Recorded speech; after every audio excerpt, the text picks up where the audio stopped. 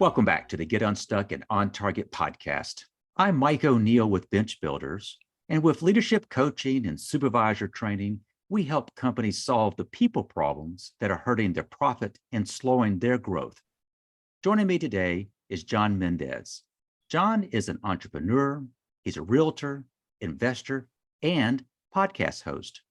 His Walk to Wealth podcast has published over 70 plus episodes, and it's already been downloaded thousands of times. His goal is to enlighten and empower young adults to build a wealthy, abundant life. His show is for the youth who don't want to take that traditional route of finishing college, working a 9-to-5 job until their 60s, and praying that they have enough saved for retirement. I wanted to bring John on because he is a entrepreneur focused on helping aspiring entrepreneurs.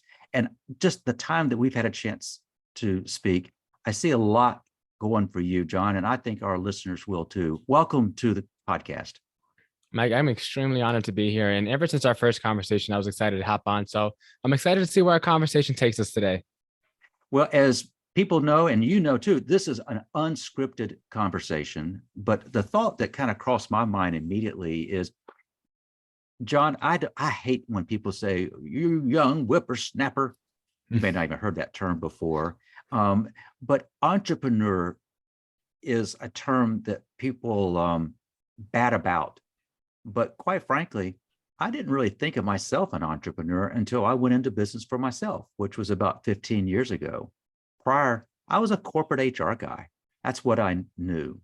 But entrepreneurship, it's different, is it not? Yeah, it's something that I came to the realization from interviewing a bunch of top entrepreneurs, from going to these networking events, from going to these conferences, that there's no real difference between a kid and an entrepreneur, aside from the fact that an entrepreneur knows how to run a business. That's really it. We're all born entrepreneurs. And at some point in our life, we become adults in quotes, right? And from that, once we become adults, that creativity within us kind of dies. And then from there, we're usually, put into our Lego piece, and we're kind of just put into the system, and we're just sitting there until maybe some of us may break free. Some of us may continue on that path the rest of our lives. Some people may never break free. But for the most part, I think it's more so a way of life, this term that entrepreneur that everyone seems to be throwing around nowadays. And a lot of people lose it. Some people find it back. And then there's a small percentage of people that are kind of born with it and have a good environment around them that cultivates that. And so they just stay an entrepreneur their whole life. So, John, you're my guest today, but you host your own podcast. Let's start there for a moment, because I want to come back to what you just said. But you entitled your podcast, Walk to Wealth. What do you mean by that? Yeah. So for me, I started a podcast. It was really an idea that came from a friend. And the reason I wanted to move forward with the podcast, he ended up going back to college. I ended up leaving school and took the untraditional route myself. It was during the pandemic at that time. And with the whole world being uncertain, the only thing I was certain of was myself. And so I wanted to do something. I knew I wanted to become wealthy. I knew I wanted to become successful, and not wealthy in the sense of riches, wealthy in the sense of having wealth in all my areas of life, not just the monetary side, my personal relationships, my friendships, my business, everything, right? The whole aspect.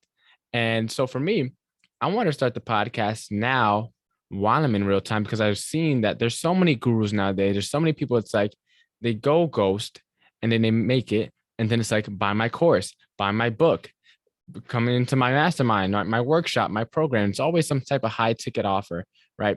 And so for me, I wanted something where I could document the journey in real time, because I was already connected with some pretty good people and some pretty successful people and people that I was learning from. So if I could hopefully share some of that information that I was learning along the way and share the experiences of someone going through in real time, as you probably already know, no one likes to share the dark side of this stuff that we do in this entrepreneurship space. It's always, yeah, I got my business at 10K a month, or yeah, we just hit 7 figures, or yeah, we just bought the new, G-Wagon to get a tax write-off, right? It's always the bright side of entrepreneurship. And as you know, when starting this stuff up, it's a very difficult journey. So the walk to wealth, it's for the 99% of us that aren't overnight sensations, it's a long walk to wealth. And some may walk faster than others, but what good is sprinting to the finish line if you pass out when you cross it? Mm. Now, you mentioned that there is kind of a dark side to entrepreneurship. Let's just talk about that. I mean, you've had opportunity to interview a lot of guests and encounter other entrepreneurs. What is it about entrepreneurship that people get wrong? I think the fact that everyone fails to realize that with ultimate responsibility, whether you succeed or you fail entirely, all falls back on the person you see in the mirror. And they only think that the success falls on that person. But they have to know that if you're going to take all the successes that come with entrepreneurship, you have to know that if everything goes to, hits the fan, it's all on you as well. And people don't talk about that. They just talk about the bright side. Oh, work on your own terms, work for yourself, be your own boss, make your own schedule. And a lot of those reasons, even in real estate, I was in real estate as well, are the same exact reasons why people leave it, because they don't have that structure. They don't have someone telling them what to do. So they don't know what to do. And then people who get into entrepreneurship, they work as if they're employees. So now they have their own business, but they're just employees to their own business. So they end up getting even more enslaved into that trap than people who are just regular employees for another business.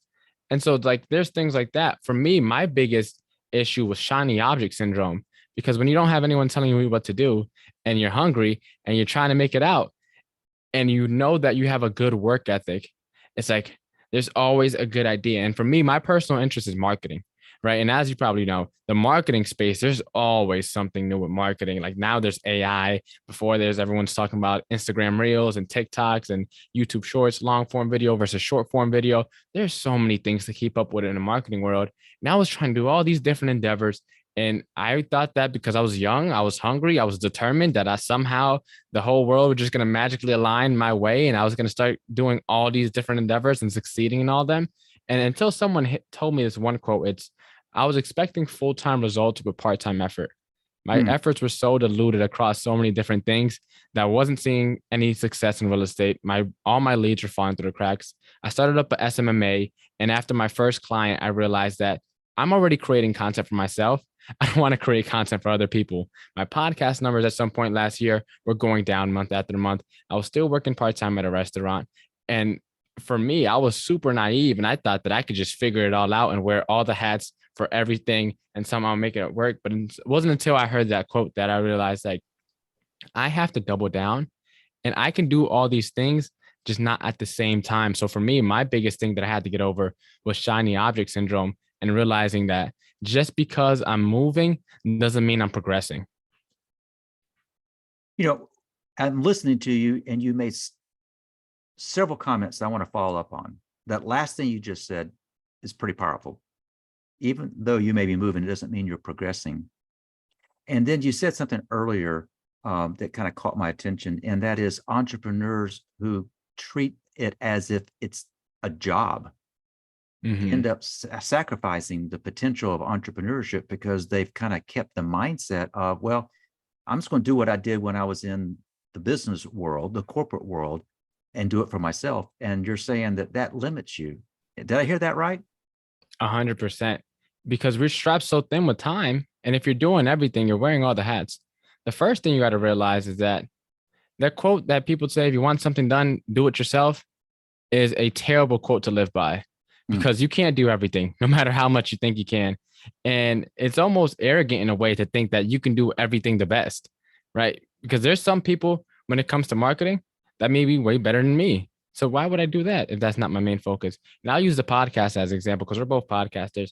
Like, our main focus, our 20% is showing up and having amazing guest interviews. Or if we do solo episodes, amazing solo episodes. That is our 20%, because if we don't have episodes recorded, we don't have episodes to drop. We don't have episodes to drop. We don't have a podcast. So virtually, our only job is to show up here and have amazing conversations. That's like the main priority. But you also still have to post on social media. You still have to schedule guests. You still have to schedule, if you're doing guest appearances, you have to schedule that as well. You have to schedule follow-up emails. You have to schedule your post on LinkedIn and the social media and the Facebook. And there's all these different tasks that you have to do, but not everything has to be done by you. So like for me, I'm actually getting into this opportunity right now where I had this one lady who is a college senior right now. She had reached out to me a while ago because she wanted to get into real estate. Fast forward some time now, She's now about to graduate, and now she's looking for an internship. And so I asked her, is she looking for paid and experience or an unpaid internship? And she was like, paid and experience, because my professor needs something where I can get credit. So I was like, let's hop on a phone call. I think I may have something for you. So now I may be looking to hire out my first assistant. And so my goal is, because I'm also pretty credible in the marketing space, especially when it comes to real estate, I'm going to help her get her own business. It's a 7-week internship. My goal is by the end of the 7 weeks that she has her own independent social media gig going, and I can recommend her to client and start outsourcing stuff to her. That way she has a business up and running. My goal for what I want for our interaction is for her to help me get all my systems in place so that I can help during like week 6 and 7, have her help onboard a VA so we can keep the ball rolling. And so that's going to be happening sometime in May. So I'm not sure how long this is going to drop, but about a couple of months from now, at the time of recording, I'm already looking to hire out some of these things because I know that I can only do so much. Now, if I had another person by my side helping me out, there's so much more that I can get done. Gotcha. By the way, this probably will drop about that same time. So as a general rule, I have about a 2-month lead time on recording the podcast. You also use the term VA. And for those who are not familiar, we're talking about a virtual assistant. And in the spirit of full disclosure, I find my own guest. I record it, but I have help with the folks from Sparkative. Sparkative helps kind of put the finished podcast together. They help me with show notes. They help me with putting that together so we can get it out from a social media standpoint. There's a lot that goes on behind the scenes of a podcast. The actual recording the podcast, that's the easy part. The hard part is all the other things. But what you're trying to say is, as an entrepreneur, you're already seeing you don't have to be good at everything. Yeah. And that you need to be able to willing to kind of share that load. John, your goal is to help those who might have been on a path similar to yours. I think I'm correct in saying is you didn't necessarily up this point, you've not yet finished a college degree, but you're in the working world. And you're realizing that can be an impediment, or you can figure out workarounds. If I understand correctly, that your target audience for your podcast is to try to give people some sense of hope. You don't have to have that fancy degree, but you do have to have good self-discipline. You've got to have good processes. And my sense is that you're bringing people on your podcast. The posts that you're doing are designed to kind of educate your audience on how to do that. Am I understanding that correctly? 100%. The traditional route, it's something that's been force fed down our throat for quite some time now. And growing up in the inner city, growing up going to public schools, you see a lot of people who already at those early ages think that college isn't the route that they want to go. And for those people that have something in them where it's like, I don't really feel too compelled to follow down, and you just follow suit, that I hope my goal is to let them know that there is another path out there. It is very difficult. It is very hard, but it's also very rewarding. And if you stick with it, as you just mentioned, discipline, that's extremely important. If you're disciplined enough, you can create a life by design if you put in the work and you are intentional about everything that do once you do embark on this journey. John, one reason I kind of want to bring you on the podcast, another reason is I fit Exhibit A. I got my undergraduate degree and I went into the corporate world. I saw that if I went ahead and got my master's degree, that would probably prepare me better for even bigger corporate jobs. And it did. And I spent 20 plus years climbing the corporate ladder. And I enjoyed it. Quite frankly, I was good at it. There was something tugging at me about owning my own business. And now that I've been doing this for quite some time, I really wish I had the awareness that you have at this point in your journey. Because if I could have done it again, I would have become a business owner sooner, despite all the work that we were kind of talking about. And so what I'm hoping I'm saying to those who are watching and or listening is that if you have in your mind that you want to own your own business, it's never too late. But you have to be mindful of there is work. There's quite a bit of work involved. John, as you have talked to podcast guests, as you've gone on and you're now on the opposite side of the microphone, Is that hard? Is it hard to be the one having to field the questions that I ask you instead of you're the one in control? So honestly, my first couple podcasts, it felt very weird. Although I'm in the exact same setup as if I was on my own podcast, it's something about being on the receiving ends of the questions that feel kind of like sports. I grew up playing sports, so this is the best thing I can compare it to. It's like home games versus away games. Hmm. And for whatever reason, whenever you have an away game, it's always a little different. When you're at home court, it's a lot, things always roll off the tongue a lot easier. What makes it pretty easy though is when I hop on other podcasts with people such as yourself, and there's all like a resonance already kind of there from the get-go, and the conversation just flows. And it's something I can't really describe or put my finger on, but you just kind of know when you know. And then sometimes I hop on these podcasts and it's like I'm talking to a lost friend that I don't know that I know, but it feels like I know, if you get what I'm saying.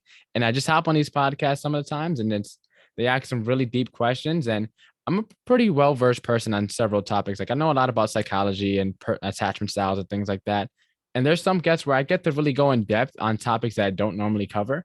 And then there's other guests where it's like they ask me the questions and it's kind of like a Q&A, and it's kind of in and out. But a lot of the time I do find myself connecting a lot deeper with some of these people, especially those that are already in the entrepreneurship space, and people that are in the self-improvement space as well, where I can go a little bit deeper into the psychology and the philosophy behind a lot of the topics that I've really discussed. And it's fun conversations that you don't really get to have on a day-to-day, because most of the time, already as an entrepreneur, the people that you could speak to about this stuff is already limited because not everyone's an entrepreneur. So it's hard to find people to understand. So then getting on these podcasts with people who kind of understand everything that you've gone through, because they probably went through it themselves while they're starting off. And you guys are I'm already a podcaster, and the people whose podcast I'm hopping on, well, of course, they're podcasters. So there's already a lot of similarities with a lot of people I talk about. So I generally enjoy it. I have close to, just for quarter 1 this year, close to 90 or so scheduled. And that's been super fun. And I feel like I'm getting a lot more honed with my message. I'm being a lot more strategic with how I word things. And there's some times where I'll re-listen to the podcast and I was like, sheesh, I worded that well. And sometimes these metaphors and these analogies come to me in real time, because similar to your podcast, a lot of this stuff is unscripted. It's off the cuff. And it really gets you better at having conversations in your regular life, because you just practice with other professionals who are in this space. And then when you have regular conversation, everything just flows so much smoother, because essentially we're practicing having a conversation right now. We're just doing it behind a microphone and a fancy camera, and then we upload it. And in our day-to-day conversation, I feel like my conversation level have grown tremendously because I just spend so much time talking to people at such a high level. John, you mentioned that a moment ago, and that is people ask, Mike, why do you do the podcast? And I think when it boils down to is I get to meet fascinating people, and I can pursue my own curiosity. And my hope is the people who I might find interesting, our listeners would find listening. But my job as a podcast host, as I understand it, is to feature you, is to feature the guest. It's about the guest. What can we learn from the guest that would be of a benefit?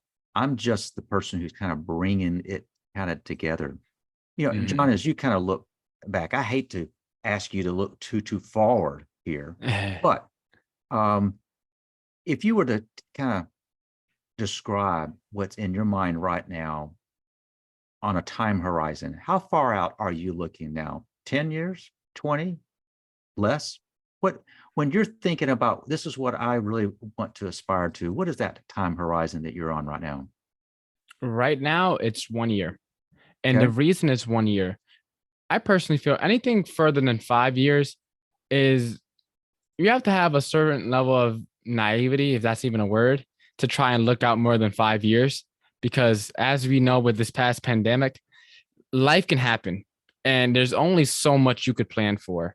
So I always try to keep it within 5 years. But because last year, 2022, I spent so distracted trying to run my head around laws, trying to do all these different entrepreneurial endeavors, it wasn't until December of last year where I really decided to double down and go all in with the podcasting. And so for now, my main goal is just making sure I keep my railings up and I don't let my creativity run me wild again. So my goal for this year is really to build my authority and to build my audience. That's my only two goals. And I told my girlfriend this. I was like, your only job for this year is just to make sure I don't get distracted. That's Mm. it. Because my creativity will run me wild. And so now it's like all my focus now is going into growing the show. And before, my bandwidth was barely able to keep up with all four things. Now that it's only focused on one endeavor, it's like I went from driving on the highway on a cloudy, rainy night to driving down the freeway on a sunny day. Like my horizon now is a lot more clear. I could see a lot further ahead now because I'm not trying to run around and do so many things. And my goal really is to take this podcast as we grow and turn it from more than just a weekly episode.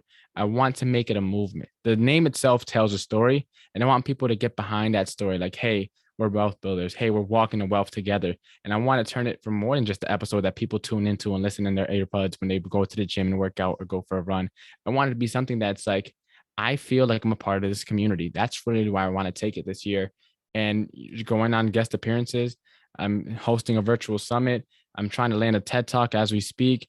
I'm doing all these different things. I applied to speak to another at another conference. I'm landing bigger guests, all these things. It's like I'm brewing this perfect storm to really take my podcast to the next level. Yeah, I appreciate that. And so your time horizon is, let me get to the end of 23 Yeah, and that's not it. let the shiny objects distract. And you're calling on your girlfriend and others to help you kind of stay focused. John, Mhm. we describe you as kind of early in your entrepreneurial journey, but you do have a degree of wisdom about you. I think you know that. You're able to explain things in a way that I think is very, very relatable. But as you kind of think about maybe where you got stuck, or someone that you know or you've worked with got stuck, what did it take to get unstuck? The biggest thing that stumped me so far in this journey was definitely my shiny object syndrome. But because I already talked about that through this podcast, I'll give you another one. One of Okay. the biggest one was starting my podcast. And the reason I couldn't start my podcast is because I couldn't think of a name. So Hmm. now for about a 4-month period, I wrote down on my journal every Friday, write a podcast by next week. And I would just write that down every week. And every week, the weeks would go on and the weeks would go on. And I would never, ever got started. I had the equipment and I was ready to record. I just never, ever started because I couldn't think of a name. And I think this resonates with a lot of people because a lot of times we have an idea, it's not fully there. And we halt everything until we have every I dotted and every T crossed. And then we finally decide to start. But sometimes just start halfway. Halfway, your thoughts are still messy. And as you step forward, things start to clear up. And that's something that I've realized is you don't, and that's why my horizon that I'm looking out is so short, because you don't really have to know the next step. When you put into a GPS, you don't put in the first turn, you put in the final destination. And Hmm. so as long as you have a clear destination, when you go on your phone, you put in Waze or Google Maps, wherever you use to navigate, you put in the final address, right? Then it automatically populate different routes. Then you go on your route. As you continue driving, there may be a hiccup in the road. There may be a traffic accident. There may be a sudden turn. There may be construction. There may be a deer that got hit, right? There's so many different things. But what does your GPS do at every step of the way? It recalculates, and then shows you another route. And that's kind of how this game of life is. As long as you have an end idea, and the clearer the better, obviously, the turns will automatically appear. And there's an old adage that says, when the student is ready, the teacher will show. And so what I learned from there is that I had what I needed to get started. I had my microphone already. I already had a webcam. I had GarageBand on my laptop to record and edit the podcast. I just couldn't think of a name. That was the only thing holding me back. And then finally, after realizing that, I would just started putting some names, and this kind of one kind of stuck. And I was in my notes, and I already generated some names. I was like, I'll just run with it. And then I didn't actually get the story behind the name until I actually started putting the trailer together. Once I actually started getting the progress going, and I just picked a random date, dropped the trailer, and then I picked a month out from there to drop the episode. And then that kind of just forced me into action. And during that process, it was around December of 2021. And I was kind of like scrambling, trying to put this all together because I already posted on my Instagram and my Facebook, hey, everybody, I'm making a podcast. Once I put myself into full gear, the story and everything, the reasoning, the explanation, it came to me.